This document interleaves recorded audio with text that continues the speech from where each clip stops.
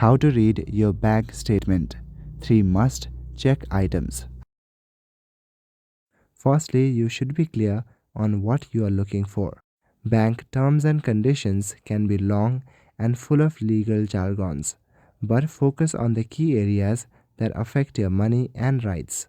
And those areas would be fees and charges, interest and rewards, account access and limits, overdraft and credit terms, and social and privacy. About reading the document efficiently, skim the heading first. Terms and conditions are usually divided into sections like fees, transaction, privacy, etc. Highlight the fees and limits. These directly impact your account usage. Look for anything that says we may change this.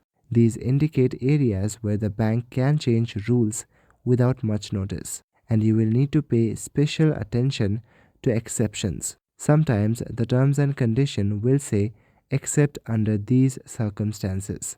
These are usually important. If there are excessive fees, for example monthly fees, inactivity fees, or large overdraft penalties, then you should watch for these. Keep an eye on hidden restrictions also. That's all for today. Thank you.